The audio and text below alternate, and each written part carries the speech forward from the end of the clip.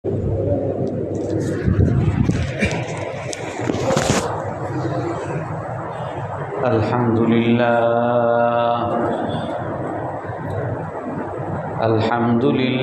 नहमदुहु व नस्तईनुहु व नस्तगफिरुहु व नु'मिनु बिही व नतवक्कलु अलैहि व नऊज़ु बिल्लाहि मिन शुरूरि अनफुसिना व मिन सय्यिआति अअमालिना मन यहदिहिल्लाहु फला मुदिल्ल लहु व मन युद्लिल्हु फला हादिय लहु व नशहदु अन ला इलाहा इल्लल्लाहु वहदहु ला शरीका लहु ونشهد أن سيدنا ومولانا محمدا عبده ورسوله أرسله بالحق بشيرا ونذيرا بين يدي الساعة من يطع الله ورسوله فقد رشد واهتدى ومن يعصهما فقد ضل وغوى أما بعد فأعوذ بالله من الشيطان الرجيم بسم الله الرحمن الرحيم قد أفلح من تزكى وذكر اسم ربه فصلى بل تؤثرون الحياة الدنيا والآخرة خير وأبقى إن هذا لفي الصحف الأولى صحف إبراهيم وموسى صدق الله العظيم وقال النبي صلى الله عليه وسلم فرض رسول الله صلى الله عليه وسلم زكاة الفطر طهرة للصائم من اللغو والرفث وطعمة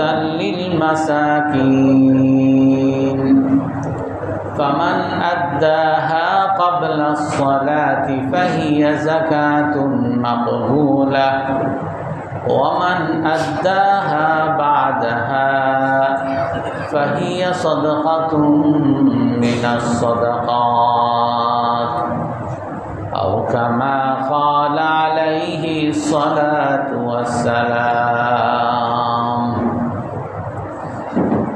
সম্মানিত মুসলমানে কেরাম, আজ আমরা ঈদুল ফিতর সন্ধিক্ষণে কিছু করণীয় আমল, সদকাতুল ফিতর এবং ঈদুল ফিতরের কিছু সুন্নত, এগুলো নিয়ে আমরা আলোচনা করব। রাসূলুল্লাহ সাল্লাল্লাহু আলাইহি ওয়াসাল্লাম বলেন, ফারাদা রাসূলুল্লাহ সাল্লাল্লাহু আলাইহি ওয়াসাল্লাম যাকাতাল ফিতরি তুহরাতান লিসাইমি মিনাল লাগবি ওয়ার রাফাস। রাসূলুল্লাহ সাল্লাল্লাহু আলাইহি ওয়াসাল্লাম সদকাতুল ফিতর ওয়াজিব করেছেন। অন্য বর্ণনা আছে আলা কুল্লি আবদিন ওয়া হুররিন, সদকাত ফিতর ওয়াজিব গোলামের উপরে, চাকরের উপরে এবং মুক্ত স্বাধীন ব্যক্তির উপরে। ওয়ালা কুল্লি যাকারিন ওয়া উনসা, পুরুষের উপরে নারীর উপরে, অকুল্লি সগীরিন ওয়া কাবীর, বড় ছোট সকলের উপরে সদকাতুল ফিতির ওয়াজিব। সদকাতুল ফিতির কেন ওয়াজিব? রাসূল সাল্লাল্লাহু আলাইহি ওয়াসাল্লাম বলেন, তুহরাতান লিস-সাইমি মিনাল লাগবি ওয়ার রাফাস। এই সদকাতুল ফিতিরকে ওয়াজিব করা হয়েছে যাতে রোজাদারকে তার বাজে কথা, বাজে কাজ থেকে পবিত্র করা যায়। এবং মুতআমাতান লিস-সাইম, আর সদকায়ে ফিতির ওয়াজিব হলো কারণ গরিব মানুষের খাবারের ব্যবস্থা হয়। তো রাসূলুল্লাহ সাল্লাল্লাহু আলাইহি ওয়াসাল্লামের এই হাদিস দ্বারা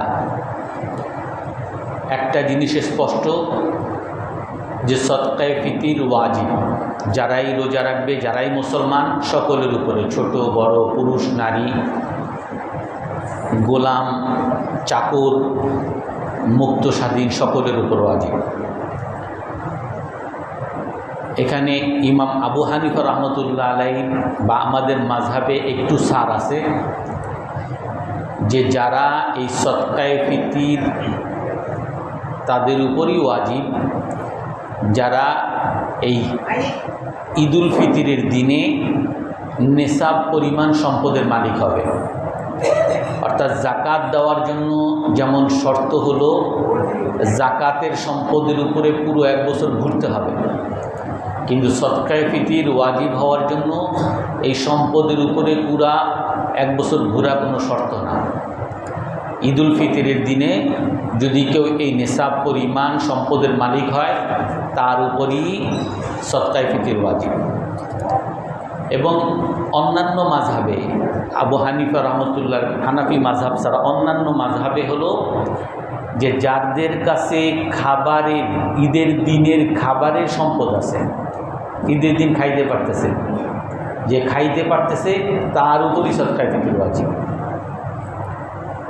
সদকায়ে ফিতির যার কাছে সেই দিনের খাবার আছে তার উপরই সদকায়ে ফিতির ওয়াজিব। এবং আমাদের মাযহাবেও যে সদকায়ে ফিতির ওয়াজিব সকলের নিকটে, এই সদকায়ে ফিতির ওয়াজিব শুধু যে সম্পদের মালিক হবে বা যিনি সচ্ছল তার উপরই না, বরং এই যিনি সচ্ছল বা যার কাছে ঈদের দিনের খাবার আছে তার অধীনস্থ যারাই আছে, সে ছোট শিশুও যদি একদিনের শিশু হোক, দুগ্ধ পান করা শিশু হোক, চাকরও হোক, তার অধীনস্থ, তার খরচে চলে। এমনকি বাবা মাও যদি কারো বাসায় থাকে তার খরচে চলে, তো তাদের সকলের জন্য সদকায়ে ফিতির দেওয়া ওই সচ্ছল ব্যক্তির জন্য ওয়াজিব। এই জন্য সদকায়ে ফিতির এমন না যে শুধু ধনীর উপরে ওয়াজিব, বরং ধনীর বাসায় যে ছোট শিশু থাকবে তার উপর ওয়াজিব। এই জন্য এই সদকায়ে ফিতির যে ছোট বাচ্চার উপর ওয়াজিব, ছোট বাচ্চাকেও যে দান করতে হয়, ছোট শিশুকেও যে দান করতে হয়, গরিব মানুষকেও যে দান করতে হয়, এই জন্য অনেক ওলামায়ে কেরাম বলেন যে নিজের এই ছোট শিশুকে টাকা দিয়ে দেওয়া, যে তোমার উপরে দান করা আজকে ওয়াজিব, তুমি তো সবসময় বাপের কাছ থেকে নাও, তোমার উপর আজকে এই টাকা দেওয়া ওয়াজিব, এই নাও তুমি গরিব মানুষকে দাও।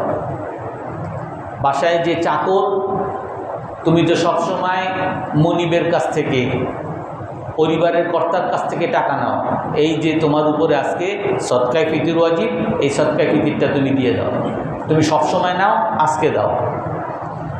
বাসার পরিবারের যে স্ত্রী, সে সবসময় স্বামীর কাছ থেকে নেয়, যে সবসময় স্বামীর কাছ থেকে নাও, আজকে তোমার উপর ওয়াজিব, এই যে সদকায়ে ফিতির, এটা তোমার দায়িত্বে তুমি দিয়ে দাও, আর না দিলে তুমি গুনাহগার হবা।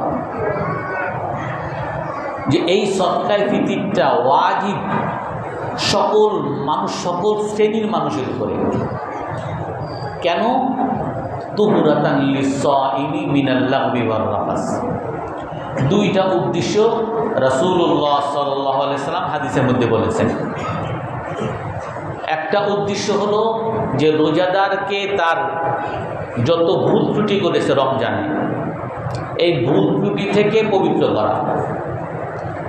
আমরা যারা রোজা রেখেছি আমরা সকলেই জানি, রাসূলের হাদিস আছে, ইদা কানা সাওমু ইয়াউমি আহাদিকুম ফালা ইয়ারফাস ওয়ালা ইয়াসখাব। যখন তোমরা কেউ রোজাদার হও তখন রোজা রেখে কেউ বাজে কথাও বলবে না, চিৎকার চেঁচামেচিও করবে না। অর্থাৎ আপনি রোজাদার আর আপনি যদি চিৎকার করলেন অযথা, এই আপনার ছেলেরই আপনি ডাকলেন, চিৎকার করে করে ডাকলেন, কোনো দরকার স্যার আপনি আসতে ডাকলেও হইত। আপনি আপনার ছেলে ঘুমাইতেছে উঠাবেন, আপনি আসতে ডাকলেও হইত, কিন্তু আপনি এই তাড়াতাড়ি ওঠোস না কেন, এই যে চিৎকার করলেন এটাও রোজার মধ্যে ত্রুটি চলে আসবে। এই জন্য এই ধরনের ত্রুটি প্রায় প্রতিটা রোজাদারের হয়ে যায়। এই ত্রুটি থেকে যাতে মুক্ত হয়, রোজাটা যাতে সম্পূর্ণ ত্রুটি মুক্ত হয়, আল্লাহর কাছে গ্রহণযোগ্য হওয়ার মতো যোগ্য হয়, আল্লাহ তাআলা যাতে কবুল করতে পারেন, আল্লাহর কাছে যাতে আমি পুরস্কার পেতে পারি, এই জন্য রাসূলুল্লাহ সাল্লাল্লাহু আলাইহি সাল্লাম এই সদকায়ে ফিতরের সুবর্ণ সুযোগ রাখছেন। এই সদকায়ে ফিতর দিবেন, আপনার রোজার যত ভুল ত্রুটি বা ত্রুটি হয়ে গেছে এইগুলো থেকে আল্লাহ তাআলা পরিশুদ্ধ করে দেবেন। আর যার ফলে ঈদের দিন যে ওয়াদার ঘোষণা আছে, আমি আগেও বলেছিলাম, রাসূলুল্লাহ সাল্লাল্লাহু আলাইহি ওয়াসাল্লাম বলছেন রমজানের 5টা বৈশিষ্ট্য, তার মধ্যে একটা বৈশিষ্ট্য হলো ইযা কানা আখিরু ইয়াউমিন মিন রমাদান, যখন রমজানের শেষ রাত হয়, ওই শেষ রাতে ইয়াগফিরুল্লাহু লিস-সাইম, আল্লাহ তাআলা ওই রমজানের শেষ রাতে রোজাদারের সকল গুনাহ মাফ করে দেন। সাহাবায়ে কেরামের মধ্যে প্রশ্ন জাগছে, যেমন আমাদের মধ্যেও প্রশ্ন জাগে, হে আল্লাহর রাসূল, এত পবিত্র রাত, পুরো রমজানের পুরস্কার দিয়ে দিবেন আল্লাহ তাআলা, নিষ্পাপ বানিয়ে দিবেন, জাহান্নাম থেকে মুক্তি করবেন, আহিয়া লাইলাতুল কদর, এটা কি শবে কদর, এটা কি কদরের রাত? রাসূলুল্লাহ সাল্লাল্লাহু আলাইহি ওয়াসাল্লাম বলেন, লা, এটা কদরের রাত না, বরং উনজুরু ইলাল উম্মাল, তোমরা শ্রমিকের দিকে তাকাও, শ্রমিককে কখন পারিশ্রমিক দেওয়া হয়?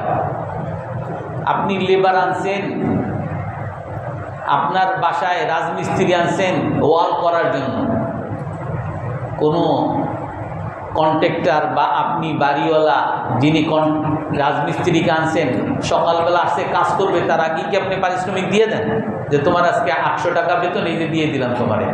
কেউ দেয় এরকম? বা আপনি আনছেন যে আপনার এই বাসার মধ্যে যে বালিগুলো আছে এই বালিগুলোকে সরাইতে হবে, পরিষ্কার করতে হবে, মসজিদটা পরিষ্কার করতে হবে, তারপর টাকা দেওয়া হবে। এখন কেউ আসার সাথে সাথে কি কেউ টাকা দেয়? নিয়ম হলো ইদানতাহু মিন আমালিহিম, যখন কাজ শেষ করে তখন টাকা পায়। এমনিভাবে রোজাদাররাও রোজা যেদিন শেষ করবে, অর্থাৎ আজ আমাদের সেই শেষ দিনের রোজা, রোজাদাররা যখন শেষ রোজায় উপনীত হবে, রোজা শেষ করবে, আল্লাহ তাআলা তখন এই ক্ষমার ঘোষণা, ক্ষমার পুরস্কার দান করবে। এই জন্য আমরা সেই পুরস্কারের সময় কেউ, অনেক ছাত্ররা তারা অনেক পড়াশোনা করে, সারা বছর অনেক পড়াশোনা করছে, যে কেন ফার্স্ট হবে আর পুরস্কার পাবে, পরীক্ষাও দিছে, 1, 2, 3, 9টা পরীক্ষা দিয়ে দিছে, খুব ভালো রেজাল্ট, তার চিন্তা যে খুব ভালো আমার হয়েছে, আমি ফার্স্টই হব। আর শেষ দিনের যে পরীক্ষা, মৌখিক একটা পরীক্ষা, এখন এই মৌখিক পরীক্ষা আর কি পড়বো, সারাদিন তো পড়লামই, আর মৌখিক পরীক্ষায় যদি কেউ খারাপ করে, কি যা জিজ্ঞেস করছে কিছুই পারে না, তাহলে কি সে কি আর পুরস্কার পাবে? সব ভালো করছে, সারা বছর পড়াশোনা করছে, পরীক্ষাও ভালো দিছে, কিন্তু শেষ বেলায় এসে একটা পরীক্ষা বাকি ছিল, এইখানে ভালো করেনি, তো তার মানে তার এত দিনের কষ্ট সব বিফলে যাবে ওই আধা বেলা অবহেলা করার কারণে। এমনিভাবে রোজাদারকে আল্লাহ তাআলা নিয়ামত দিয়েছেন পুরো রোজা। আল্লাহ তাআলা কোরআনে কারীমের মধ্যে বলেন, ইউরিদুল্লাহু বিকুমুল ইউসরা ওয়া লা ইউরিদু বিকুমুল উসরা ওয়া লিতুকমিলুল ইদ্দাহ ওয়া লিতুকাব্বিরুল্লাহা আলা মা হাদাকুম লাআল্লাকুম তাশকুরুন। আল্লাহ তাআলা বলেন, আল্লাহ তাআলা তোমাদেরকে যে রোজা দিছে, এই রোজা দ্বারা তোমাদেরকে কষ্ট দিতে চান না, তোমাদেরকে সহজ করতে চান। আজ আমরা এখন বুঝতেছি প্রথম রমজানে প্রথম রোজা রাখতে যে কষ্ট হয়েছিল, এখন কি সেই রোজা রাখতে আর কষ্ট হয়? তখন আমার মনে হয়েছিল আমার তো পানি পিপাসায় মরে যাচ্ছে, তখন মনে হয়েছিল ক্ষুধায় তো মরে যাচ্ছে। কিন্তু আসলে যেটা কষ্টকর বিষয় না, এখন আল্লাহ তাআলা আমাদের সামনে স্পষ্ট করছেন যে আল্লাহ তাআলা তোমাদেরকে কষ্ট দিতে চান না, তোমাদেরকে সহজ করতে চান। আর এই রোজার দ্বারা তোমার যে কত উপকার, আখিরাতের উপকার তো আল্লাহ তাআলা নিজ হাতে দিবেনই, দুনিয়ারও হাজার উপকার। এমন সকল ডাক্তাররা একমত যে আপনারা যত ওই এভার কেয়ার হসপিটাল আর স্কয়ার হসপিটাল আর যত হাজার হাজার টাকা দিয়ে বড় ডাক্তারকে দেখানোর যত ধরনের চিকিৎসা করেন, সবচেয়ে বড় চিকিৎসা ডাক্তারদের একমত, সবচেয়ে বড় চিকিৎসা হলো ফাস্টিং করা, না খেয়ে থাকা। আপনি রোজা রাখবেন, না খেয়ে থাকতে পারবেন, এরকম লম্বা 30 দিন কেউ যদি রোজা রাখতে পারে, না খেয়ে থাকতে পারে লম্বা একটা সময়, আল্লাহ তাআলা এই ডাক্তাররা বলেন যে তাকে সে ডায়াবেটিস থেকে মুক্ত হয়ে যাবে, সে হাই প্রেশার থেকে মুক্ত হয়ে যাবে, তার শরীরের মধ্যে অনেক বাড়তি জিনিস তৈরি হয়, ফ্যাট তৈরি হয়, এই ফ্যাটগুলো থেকে সে মুক্ত হয়ে যাবে, তার শরীর অনেক ঝরঝরা হয়ে যাবে, সে অনেক উদ্যমতা খুঁজে পাবে। এটা ডাক্তারদের কথা। ওয়া আন তাসুমু খায়রুল লাকুম ইন কুনতুম তা'লামুন। আল্লাহ তাআলা বলেন যে তোমরা রোজা রাখো, এটা যে তোমার জন্য কত উপকার যদি তুমি জানতে। তো আল্লাহ তাআলা ওই আয়াতের মধ্যে বলেন ওয়ালিতুকমিলুল ইদ্দাহ, এই রোজার দ্বারা তোমাদেরকে কষ্ট দিতে চান না, তোমাদের উচিত হলো এই ইদ্দত মেয়াদটা পূর্ণ করা, এই রোজার মেয়াদ পূর্ণ করো। প্রথম রোজা রাখছি খুব উদ্যমের সাথে, প্রথম 10 দিন খুব তারাবি পড়ছি, দ্বিতীয় 10 দিনে আস্তে আস্তে কমা শুরু হয়েছে, তৃতীয় 10 দিনে আস্তে আস্তে আরও কমা শুরু হয়েছে। আমরা তো গত এই 27 রাতে শবে কদরের, যেটা অধিকাংশ শবে কদর হওয়ার মতামত, সেই রাতেও দেখলাম যে মানুষের অভাব, মসজিদে মুসল্লির অভাব, মানুষই নাই প্রায়। অথচ আল্লাহ তাআলার সকল পুরস্কার এই শেষ দশকে, আল্লাহ তাআলার সকল পুরস্কার, রাসূল সাল্লাল্লাহু আলাইহি ওয়াসাল্লাম বলেন ফিহি লাইলাতুল খায়রুম মিনাল আলফি শাহর, এই শেষ দশকের মধ্যে আল্লাহ তাআলা একটা রাত রাখছেন যেই রাতের মূল্য 1000 মাসের চেয়েও বেশি। মান হুরিমাহা ফাকাদ হুরিমাল খায়রা কুল্লাহ, যে সেই শবে কদর থেকে বঞ্চিত হইল সে সকল কল্যাণ থেকে বঞ্চিত হয়ে গেল। রমজানের কল্যাণ, শেষ দশকের কল্যাণ, সকল কল্যাণ থেকে বঞ্চিত হয়ে গেল যে শবে কদর থেকে বঞ্চিত হয়ে গেল। এই জন্য আল্লাহ কি বলেন ওয়ালিতুকমিলুল ইদ্দাহ, তুমি মেয়াদ পূর্ণ করো। তুমি রোজা রাখছো ভালো কথা, দ্বিতীয় দশকে এসে ক্লান্ত হয়ে যায় না, তৃতীয় দশকে এসে হাত ছেড়ে দিও না, পরিপূর্ণ করো। 27 কদর হয়েছে, তারাবি তো শেষ, হাত ছেড়ে দিও না, মেয়াদ পূর্ণ করো। যেমন আমরা খুব ইহতেমামের সাথে যখন ডাক্তার আপনাকে অ্যান্টিবায়োটিক ওষুধ দেয় যে এইটা 14টা খেতে হবে, একটা বাকি আছে, সুস্থ হইলেও কিন্তু খাওয়া লাগবে, এইটা কিন্তু ছাড়া যাবে না, খুব ইহতেমাম। সবাই আমরা বুঝি, বাবা মা ছেলে সবাই বুঝে যে তুমি 10টা খাইছো, এখন তো সুস্থ হয়ে গেছে, এখন তো আর জ্বর নাই, এখন তো আর পেটে সমস্যা নাই, না হইলেও মেয়াদ পূর্ণ করতে হবে। আর আল্লাহ তাআলা বলেন যে এই রমজানের মেয়াদ পূর্ণ করো, ওয়ালিতুকমিলুল ইদ্দাহ, মেয়াদ পূর্ণ করো। এইটা আমাদের বুঝে আসে না। এই মেয়াদ পূরণের চূড়ান্ত সময় হলো আজ রাত। রাসূল এই হাদিসের মধ্যে বলেন যে কর্মী শ্রমিক যখন তার কাজ শেষ করে তাকে যেমন পারিশ্রমিক দেওয়া হয়, রোজাদার শেষ রমজানের শেষ রাতে যখন তার কাজ শেষ করবে, ঈদের রাতে আল্লাহ তাআলা তাকে তার পারিশ্রমিক বুঝিয়ে দিলেন। এই জন্য আমরা সবাই এই যে সামনে ঈদের রাত আসতেছে, ঈদের রাত মানে মজার রাত, আনন্দের রাত, সব ভুলে যাবো এরকম নাকি? এই ঈদের রাতে আল্লাহর কাছে পুরস্কারের জন্য অপেক্ষায় থাকবো তো ইনশাআল্লাহ। এটা একটা অন্যতম দায়িত্ব,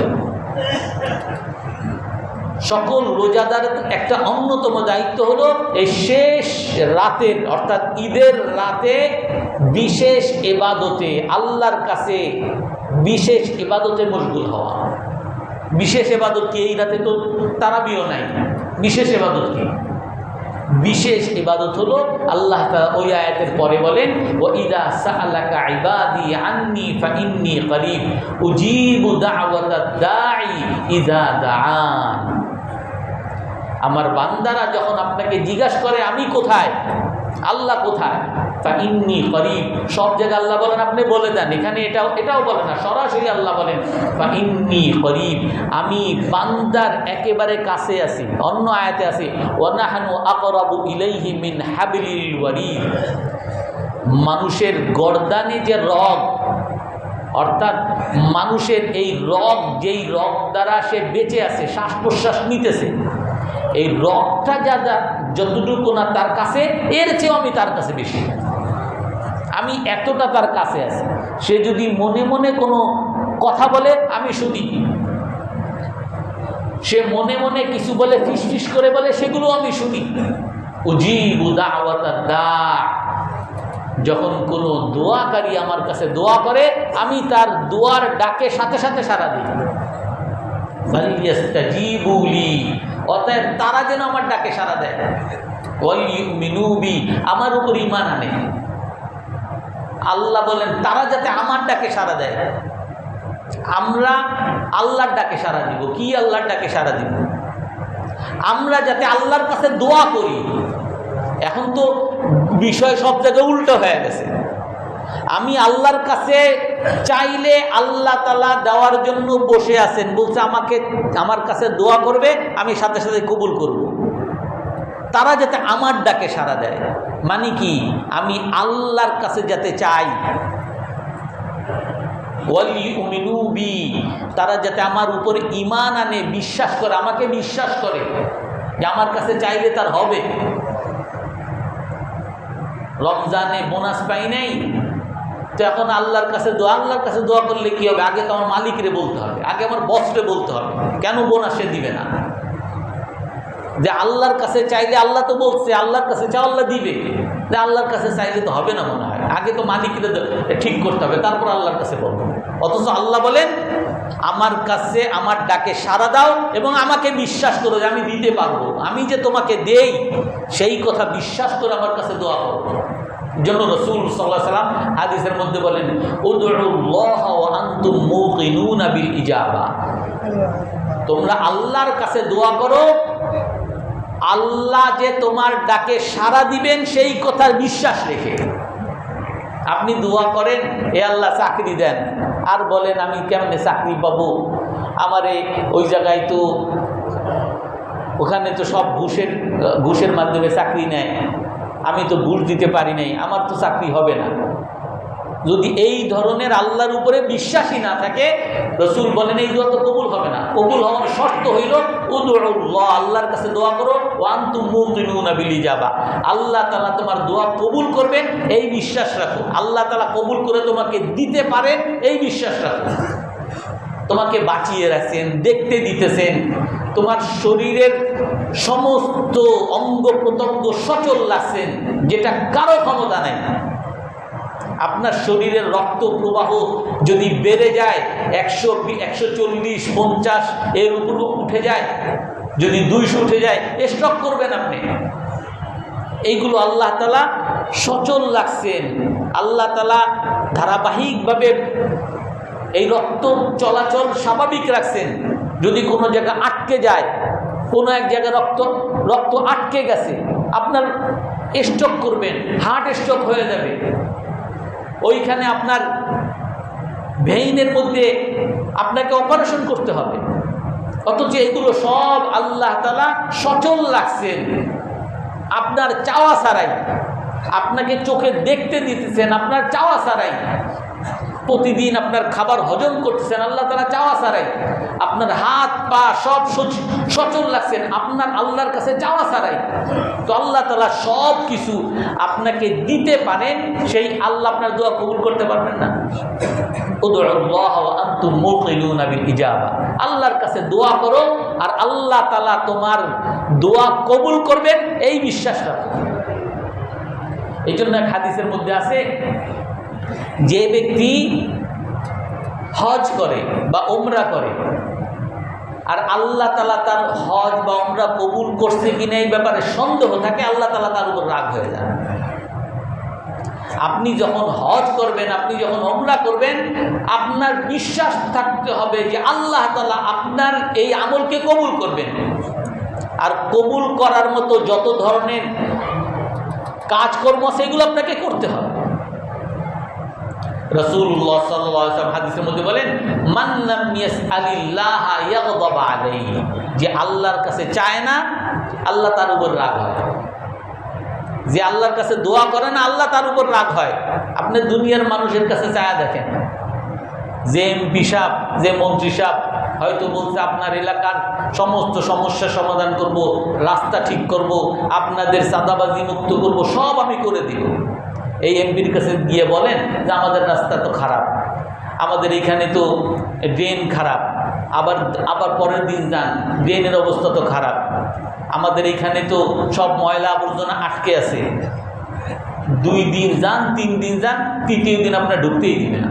যে আপনার কথা তো শুনছি, আর কত বলবেন আপনি? আমি এগুলো নোট করছি, চেষ্টা করতেছি। আপনার কথা কেউ শুনতে চাবে না। একজনের কাছে 2 বার চান, 3য়বার আর শুনতে চাবে না। আপনার বাবার কাছে, আপনি জানেন আপনি বাবা একজন, আপনার কাছে আপনার ছেলে বলে বাবা আমার জুতা কিনে দিতে হবে, জুতা কিনে দিতে হবে, কবে কিনে দিবা? এই 3য়বার বললে আর কত বলবা তুমি, আর বললো না, আপনারও বিরক্ত লাগবে, আপনিও শুনতে চাবেন না। অথচ আল্লাহ তাআলা বলেন যে আল্লাহর কাছে যে চায় না আল্লাহ তার উপর রাগ হয়। রাসূল সাল্লাল্লাহু আলাইহি ওয়াসাল্লাম হাদিসের মধ্যে বলেন যে তোমরা আল্লাহর কাছে চাও হাত্তা লাসা, এমন কি তোমার জুতা ছিঁড়ে গেছে, আল্লাহর কাছে বলো হে আল্লাহ আমার জুতা ঠিক করে দেন। আপনি যদি এমপি সাহেবরে বলেন এমপি সাহেব আমার জুতা ছিঁড়ে গেছে, জুতা ঠিক করে দেন, এক বেটা আমি তোর জুতা ঠিক করার জন্য বসে রয়েছি নাকি? অথচ আল্লাহ রসুল কি বলেন যে তুমি আল্লাহর কাছে চাও, তোমার জুতা ছিঁড়ে গেছে এটাও চাও আল্লাহর কাছে, তোমার তরকারিতে লবণ বেশি হয়েছে আল্লাহর কাছে চাও, হে আল্লাহ আপনি স্বাভাবিক করে দেন। সমস্ত সমস্যার সমাধান আল্লাহর কাছে চাও। হযরত মাওলানা জুবাইরুল হাসান রহমতুল্লাহ আলাইহি, ওই যে তাবলীগের আগে মুরব্বী ছিলেন, আমির সাহেব ছিলেন, ওনার একটা কথা ইস্তেমায় শুনতাম, খুবই ভালো লাগতো, যেটা অন্য কোথাও শুনি নাই। উনি বলতেন যে সমস্ত দরজা একসময় বন্ধ হয়ে যায়, এমনকি মা বাবার দরজাও একসময় বন্ধ হয়ে যায়। ছোট শিশু যে মায়ের সাথে ঘুমায়, বাবার সাথে ঘুমায়, এই ছোট শিশুকেও একসময় বাইরে বের করে বা বাবা মা বাইরে চলে গিয়ে দরজা বন্ধ করে দেয়। ছোট শিশুও ডাকলে বাবা মায়ের কাছে যাইতে পারে না। কিন্তু একটা দরজা কখনো বন্ধ হয় না, সেই দরজা হলো আল্লাহ তাআলার দরজা। দুনিয়ার আপন মানুষ বাবা মা তারাও দরজা বন্ধ করে দেয় যে তোমার জন্য এখন সময় নাই, কিন্তু আল্লাহ তাআলার দরজা কখনো বন্ধ হয় না, সব সময়ের জন্য আল্লাহর দরজা খোলা। আপনি শুধু বলতে বাকি হে আল্লাহ, আল্লাহ বলবেন লাব্বাইকা ইয়া আবদি, হে বান্দা তোমার কি লাগবে বলো। এই জন্য ওই দোয়া, এই শেষ দশকের শেষ রাতে আমাদের বড় আমল হলো ওই দোয়ার আমল। হে আল্লাহ, করছি, আপনি তো দেখছেন, যতটুকু পারছি করছি, আপনি এই আমলগুলোকে আপনি কবুল করে নেন, এই রোজাগুলোকে আপনি কবুল করে নেন, এই কোরআন তেলাওয়াতকে আপনি কবুল করে নেন, আপনার পুরস্কার পাওয়ার তৌফিক দান করেন। আপনি যেইভাবে এইগুলোকে কবুল করে নেন সেইভাবে আমলগুলোকে ঠিক করে দেন। এই জন্যই শেষ দশকের শেষ রাতের একটা বড় আমল হলো দোয়া। পুরো রমজান মাসে যেই পুরস্কার, এক হাদিসের মধ্যে আছে, প্রতিদিন ইফতারের সময় আল্লাহ তাআলা লাখ লাখ মানুষকে জাহান্নাম থেকে মুক্তি দান করেন। আর একেবারে শেষ রাতে, শেষ দিনের ইফতার, মানে আজকের ইফতার, শেষ দিনের ইফতারের মধ্যে আল্লাহ তাআলা পুরো রমজান মাসে যত কোটি কোটি মানুষকে জাহান্নাম থেকে মুক্তি দান করছেন, ওই পরিমাণ সংখ্যককে আল্লাহ তাআলা এই শেষ ইফতারির দিনে, শেষ ইফতারের সময় আল্লাহ তাআলা ক্ষমা করেন। এই জন্য ওই ইফতারের সময়টা আমাদের সামনে আছে। এই জন্য এইটাকে গুরুত্ব দিব, আমরা ইহতেমাম করব। আর একটা বড় আমল যেটা বলতেছিলাম, সদকাতুল ফিতরের আমল। সদকাতুল ফিতর, এটার উদ্দেশ্য কি? এর উদ্দেশ্য হলো যে আমার এই রোজার যত ভুল ত্রুটিগুলো হয়, এই ভুল ত্রুটিগুলো থেকে আল্লাহ তাআলা সদকায়ে ফিতরের দ্বারা পবিত্র করে দেন, একটা উদ্দেশ্য। এই জন্য এই সদকায়ে ফিতরটা ওয়াজিব, মূলত ওয়াজিব হয় আজ রাতে ঈদের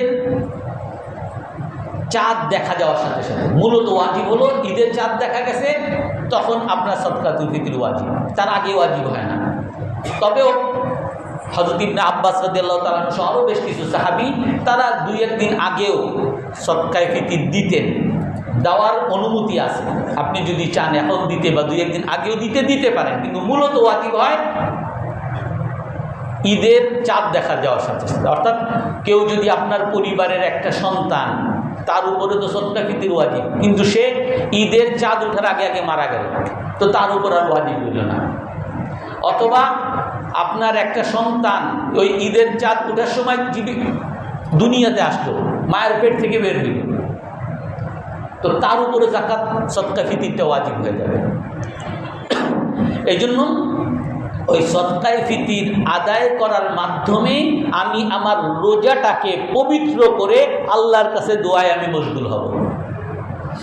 এই জন্য সদকায়ে ফিতর আমি আজ রাত থেকেই দেওয়া, এটা হলো মূল সুন্নাত বা মূল নিয়ম।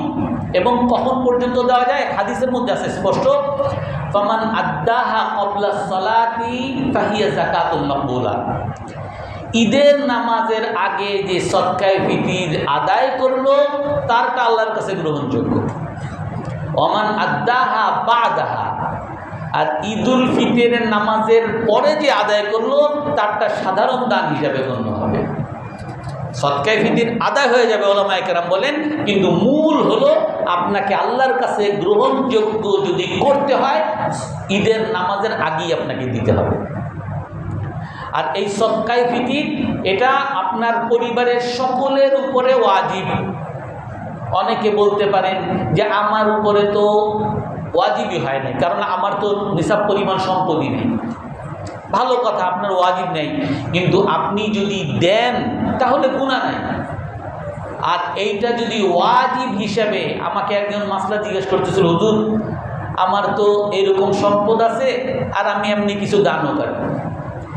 আমি বললাম যে ভাই, আপনি যদি দান করেই থাকেন, আপনার আত্মীয় স্বজনকে আপনি দিয়েই থাকেন, তাহলে আপনি এই যাকাতের পরিমাণকে কেন ছোটর পরিমাণ ধরবেন, রূপার হিসাব কেন ধরবেন? আপনি বেশি টাকা যাতে আপনার যাকাত আসে সেই হিসাবটা ধরেন। আপনি আপনার রূপা, স্বর্ণ, আপনার ক্যাশ টাকা এবং ব্যবসায় যত টাকা লাগাইছেন সব টাকার আপনি হিসাব করেন, সেখান থেকে আপনি টোটাল টাকার 2.5% হিসাব করেন। তাহলে আপনার বেশি পরিমাণ টাকা যদি হয়, আর আপনি যেহেতু দানই করতেছেন, আপনি একটা ফরজ জাকাত, 1 টাকা ফরজ জাকাত 1 টাকা যদি আদায় করেন, আপনি যদি কোটি কোটি টাকাও নর্মাল সদকা করেন, ওই 1 টাকা জাকাতের সমতুল্য হবে না। এর জন্য আপনি ফরজ ইবাদত, ফরজ, যাকাত দেওয়ার চেষ্টা করেন। তা আপনি কেন মাসলা খুঁজবেন যে আমার এই স্ত্রীর স্বর্ণ আছে, এইটা আমার দেওয়া লাগবে না, বা আমার অমুক ব্যবসায়িক পণ্য আছে, ওইটা থেকে বাঁচার কি উপায়? আপনি এই ধরনের মাসলা কেন খুঁজেন? আমার উপরে তো সদকায়ে ফিতির আছে কিনা আমি তো বুঝি না, আমি তো শুধু খাইতে পারি, আমার টাকা নাই, এন নাই, তেন নাই, এত মাসলা কেন খুঁজেন আপনি? আপনি যদি সদকায়ে ফিতির দিতে পারেন আর এটা ওয়াজিব হিসাবে যদি আপনি দেন, তাহলে এই 110 টাকার সওয়াব যেটা আল্লাহ তাআলা আপনার আমল নামায় দিবে, আপনি কোটি টাকা নরমাল দান করলেও সে আমলের সব সেই দানের সমতুল্য হবে না। এই জন্য আমরা সদকায়ে ফিতির আজ এখন থেকে কালকে নামাজের আগের মধ্যেই আমরা দেওয়ার চেষ্টা করব। এবং এই সদকায়ে ফিতিরের আর একটা উদ্দেশ্য, রাসূল সাল্লাল্লাহু আলাইহি ওয়াসাল্লাম কি বলছেন যে তুহরাতান লিস-সাইম, রোজাদারকে পবিত্র করা। আর একটা হলো তু'মাতান লিস-সাইম, তু'মাতান লিল মাসাকিন, গরিবদেরকে খাবার খাওয়ানোর জন্য। অন্য একটা হাদিসের মধ্যে আছে আগনুহুম আনিত তাওয়াব, তোমরা গরিবদেরকে এই ঈদের দিনে যাতে তাদের কোথাও ভিক্ষা করতে না হয়, খাবারের জন্য কোনো জায়গায় হাত পাততে না হয়, তোমরা এই ঈদের দিনের জন্য হলেও গরিবদেরকে তোমরা ধনী বানিয়ে দাও। তো এই জন্য এই ঈদের দিনে সারা পৃথিবীতে একটা খাদ্য বিতরণ কর্মসূচি, ঈদের দিনে কেউ যাতে খাদ্য ছাড়া না থাকে, ক্ষুধার্ত, সারা পৃথিবীতে কেউ যাতে ক্ষুধার্ত না থাকে, এই জন্য প্রতিটা শিশু, প্রতিটা চাকর বাকর, বড় ছোট সকলের উপরে এই যাকাতুল ফিতর, সদকাতুল ফিতর ওয়াজিব করছে। আর সদকায়ে ফিতর ওয়াজিব হলো মূলত, রাসূল হাদিসের মধ্যে বলেন ফারাদা রাসূলুল্লাহ সাল্লাল্লাহু আলাইহি ওয়াসাল্লাম সাআম মিন তামারিন আও মিন জাবিবিন আও মিন শাঈরিন, সদকায়ে ফিতরকে রাসূল সাল্লাল্লাহু আলাইহি ওয়াসাল্লাম ওয়াজিব করেছেন খাবারের এক সা মানে 3 কেজি। সেই খাবারটা কি? হযরত আবু সাঈদ খুদরী রাদিয়াল্লাহু আনহু বর্ণনা যে রাসূল সাল্লাল্লাহু আলাইহি ওয়াসাল্লাম আমাদেরকে বলছেন সদকায়ে ফিতর দিতে, মিন তুআমিন, খাবার থেকে সদকায়ে ফিতর দিতে। আর খাবার কি? ওয়াকানা তুআমুনা, আমাদের তখনকার খাবার ছিল গম, জব, আটা, খেজুর, কিশমিশ। এই বিষয়গুলো হলো রাসূলুল্লাহ সাল্লাল্লাহু আলাইহি সাল্লামের হাদিসে আসছে, বর্ণনায় আসছে। তো এখন মূলত হলো খাদ্য গরিবের বাসায় দেওয়া, এটা হলো মূল। এখন অনেক জায়গায় আমাদের দেশে যেমন আটা মূল খাদ্য না, আমাদের দেশে খেজুর মূল খাদ্য না, আমাদের দেশে চাল হলো মূল খাদ্য। তো সেই হিসাবে আপনি চাল দিতে পারেন, যেইখানে যেই খাবার হয় সেই খাবারের মৌলিক খাদ্য হিসেবে আপনি দিতে পারেন। আর আপনি যেহেতু রাসূল সাল্লাল্লাহু আলাইহি ওয়াসাল্লাম আমাদের উপরে ফরজ করছেন একসা নির্ধারণ করে দিয়েছেন, অর্থাৎ 3.25 কেজি। এই 3.25 কেজি হিসাব করবেন কেমনে? আপনার ওই যে খাবার 4 ধরনের খাবার, ওই 4 ধরনের খাবারের হিসাব করবেন। একটা হলো গম, আটা, খেজুর, কিশমিশ। আর যার আরো সহজ করে দেয় আমাদের বাংলাদেশে ইসলামী ফাউন্ডেশনে, যে সর্বনিম্ন আপনি আধা সা আটা, মানে যার দাম 110 টাকার মতো হয় বর্তমান বাজার মূল্যে, তো সর্বনিম্ন সদকায়ে ফিতর 110 টাকা। আর সর্বোচ্চ আপনার কাছে টাকা আছে, আপনি দিতে পারেন, আপনি কিশমিশের 1 সা 3.25 কেজি কিশমিশ দেন, সেটার মূল্য 2800 টাকা হিসাব করছে। অর্থাৎ আপনি যদি পারেন খাদ্য আপনি গরিবদের কাছে দিতে দিবেন, আর যদি এটা না পারেন এই পরিমাণ টাকা আপনি গরিবকে পৌঁছিয়ে দিবেন, যাতে গরিব আর কারো কাছে হাত পাততে না হয়। এই গরিব ঈদের দিনের জন্য হলেও তার ক্ষুধা নিবারণ আপনি করতে পারেন। তু'মাতান লিল মাসাকিন, এই সদকায়ে ফিতরের আরেকটা উদ্দেশ্য হলো গরিবদেরকে খাদ্য প্রদান করা।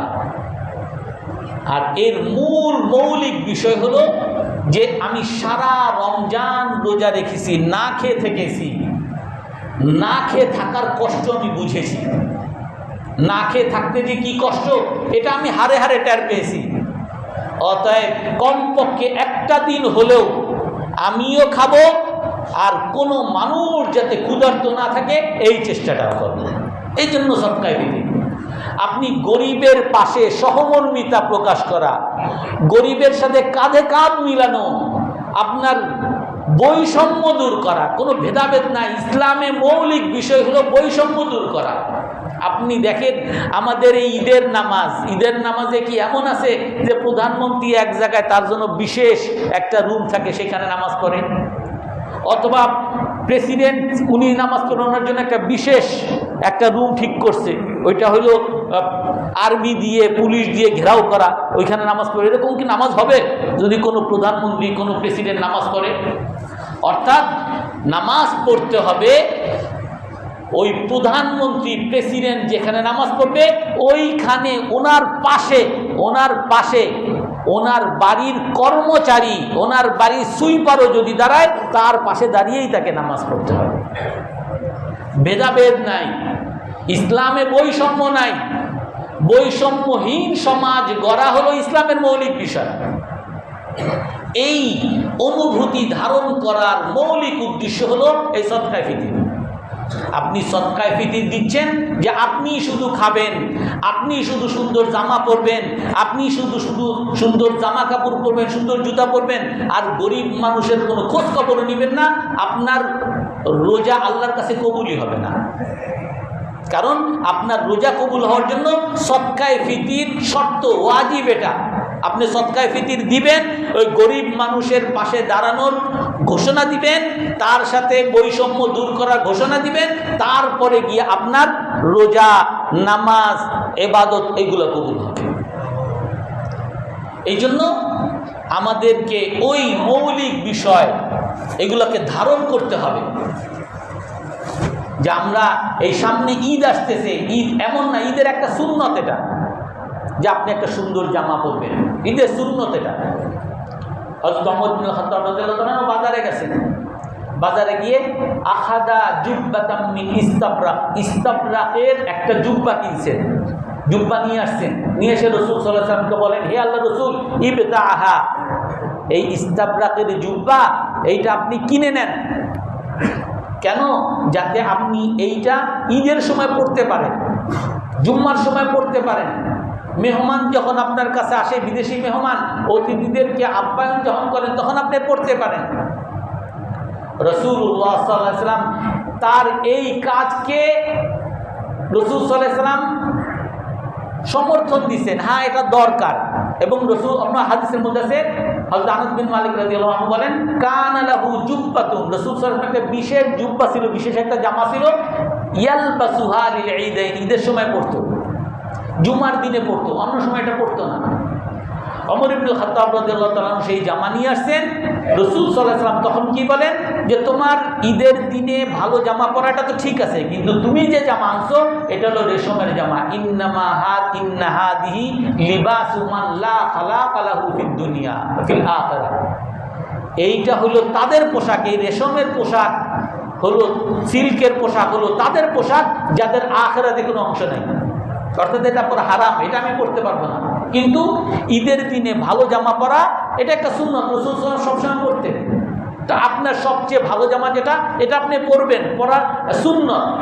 কিন্তু তাই বলে আপনাকে এটাও মাথায় রাখতে হবে যে আপনি 1 লাখ টাকার জামা কিনতেছেন আর আপনার ড্রাইভার, আপনার কর্মচারী, আপনার আত্মীয়, নিজের অনেক সময় ভাইরাও থাকে, তারাও একটা জামা কেনার মতো সামর্থ্য তাদের থাকে না। আমাদের এতটুকু অনুভূতি আমাদের মধ্যে থাকে না। আমার ছেলে মেয়ে স্ত্রীর জন্য লাখ লাখ টাকার জিনিস আমি কিনে দিচ্ছি, অথচ আমার বোন, ভাই অথবা আত্মীয় স্বজন, পাড়া প্রতিবেশী দেখা যাবে যে তাদের কোনো কিছুই নেই। এই জন্য এই সদকায়ে ফিতরের আরেকটা মৌলিক উদ্দেশ্য হলো তু'মাতুল লিল মাসাকিন, গরিবদেরকে খাদ্য প্রদান করা। গরিবদের পাশে সহমর্মিতা প্রকাশ করা, বৈষম্য দূর করা, সমাজের মধ্যে সাম্য তৈরি করা, ওই বৈষম্যহীন সমাজের ঘোষণা দিয়ে আর স্লোগান দিয়ে আর আমরা বৈষম্য বিরোধী আন্দোলন করে এইগুলা কখনো হবে না যদি না আমরা ইসলামকে ধারণ না করতে পারি, যদি না আমরা আল্লাহ এবং আল্লাহর রসুলের যত আদেশগুলো, রসুল সাল্লাল্লাহু আলাইহি ওয়াসাল্লাম যত আদর্শগুলো আছে এইগুলোকে যখন পালন করতে পারবো না, তখন আমরা কখনোই বৈষম্যহীন, কখনোই মানুষের অধিকার আমরা দিতে পারবো না। আজকে আপনারা দেখেন বর্তমানে ওই আমেরিকা সারা পৃথিবীতে সভ্যতার ফেরি করে বেড়ায়, সব জায়গায় তারা মানুষকে অধিকার শিখায়, সব জায়গায় তারা ইউনিসেফ শিশুদের অধিকার শিখায়, শিশুদের অধিকার রক্ষা করে, নারীর অধিকার রক্ষা করে। আর এই সকল জালিমরা নারীদেরকে, শিশুদেরকে তারা তো ধর্ষণ করেই এখন ধরা খাইছে। সেইখান থেকে এখন ওই ইরানের মধ্যে একটা স্কুলে, মেয়েদের একটা স্কুলে প্রথম দিনই এমন আক্রমণ করছে যে 180টা বা 150-র উপরে নিরীহ শিশুদেরকে তারা হত্যা করছে। এবং পেপারে আসছে যে নিরীহ শিশুদেরকে যে হত্যা করছে, ওইখানে উদ্ধার কর্মীরা গেছে তাদেরকে বাঁচানোর জন্য, উদ্ধার করার জন্য, ওই সময় আমার বোমা হামলা করছে। এতটা অমানুষ তারা, এতটা বর্বর। আর তারা আমাদের এই মুসলিম দেশগুলো তেলের মধ্যে, খনির মধ্যে, তারা গ্যাসের মধ্যে আজ হামলা করে, আজ যুদ্ধ বাঁধিয়ে দিয়ে ওই ইসরায়েলকে তারা সমর্থন করে সমস্ত মুসলিম বিশ্বকে ধ্বংস করার এক চক্রান্তে লিপ্ত হয়েছে। কিন্তু তারপরও দুঃখ লাগে, আমাদের মুসলমানের মধ্যে অনেক মুসলমানকে দেখা যায় যে আমেরিকার ভিসার জন্য সে পাগল হয়ে থাকে, অস্ট্রেলিয়া যাওয়ার জন্য সে পাগল হয়ে থাকে। আমি কিছুদিন আগে আমার এক আত্মীয় অস্ট্রেলিয়া থাকে, আমি বললাম নিজের দেশকে ভালোবাসো, বলে নিজের দেশে পলিউশন, ওই দেশে পলিউশন নাই। আরে বাবা, তোমার ওই দেশে একটু পলিউশন দেখতেছে, ওরা যে বিষ ছড়াই নাই তুমি কেমনে বুঝবা? ওইখানকার সবাই হলো মুসলিম বিদ্বেষী, তুমি মুসলমান এইটা যদি তারা জানে তাহলে তারা তার পরের দিন থেকেই তোমার পিছনে থাকবে। এই জন্য আমরা সবাই এই ইসলামের যে মানবতার ধর্ম, মানুষের কাছে যে সাহায্যের ধর্ম, সহমর্মিতার ধর্ম, সেই ইসলামকে মানার চেষ্টা করব তো ইনশাআল্লাহ। আল্লাহ তাআলা আমাদেরকে আমল করার তৌফিক দান করেন।